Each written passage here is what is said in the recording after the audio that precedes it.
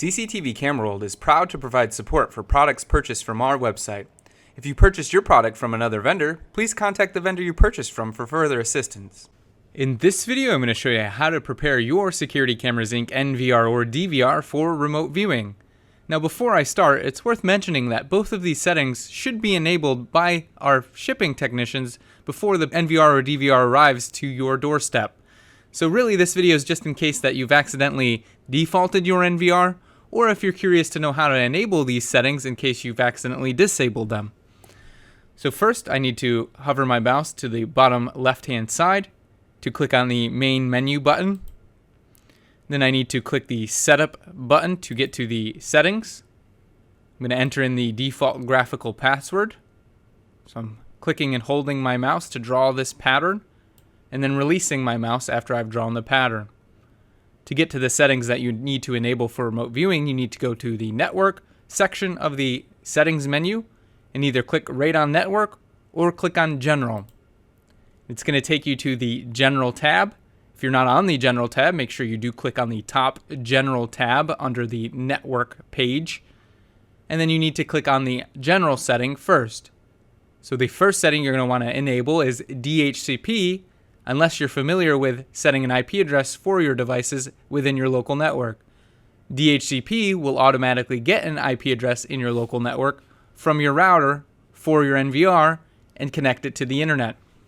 So I've checked the DHCP option, and now I need to go to the bottom right hand side of the NVR or DVR to click the apply button.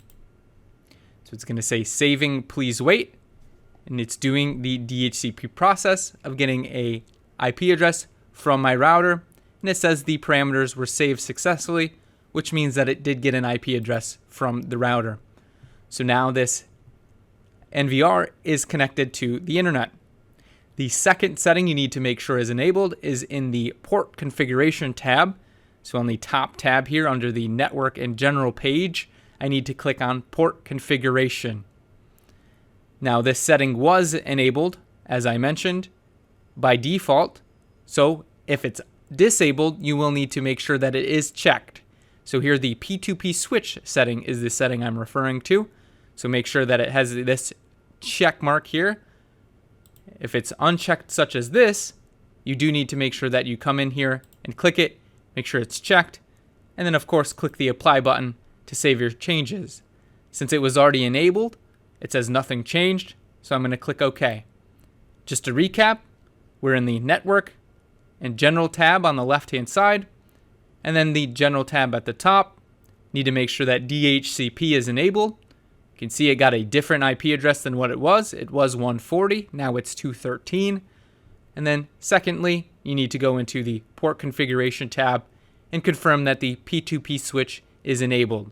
This will allow you to scan the code into your phone, into the SCI View app, and begin watching your security cameras remotely. Hopefully this video helps you prepare or reset up your NVR or DVR for remote viewing. Thank you for watching. If you're watching on YouTube, don't forget to like, comment, and subscribe.